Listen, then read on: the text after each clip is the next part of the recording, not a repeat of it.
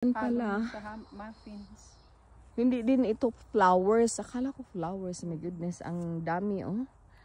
Ano pala to siya? Berries.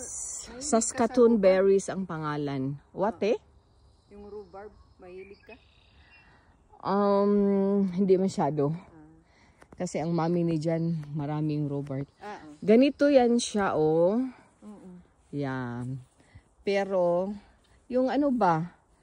Blueberries ba, no? Oo, na maliliit. Ito siya, maliliit lang, pero blueberries to. Pero ang pangalan dito is Saskatoon berries. Yan, maliliit. Dami. Sige, balik ako dito pag mag-ano na to sila. Meron na talagang fruit. Yan, guys. Akala ko flowers, hindi pala. Fruit pala siya. Oh my goodness. At saka to. Akala ko flowers din.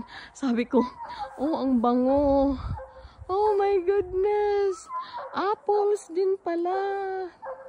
Okay guys, yun lang. Saka si Ajay. Ajay.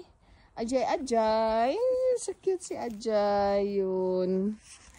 Kami lang dito ni ate. Okay, bye.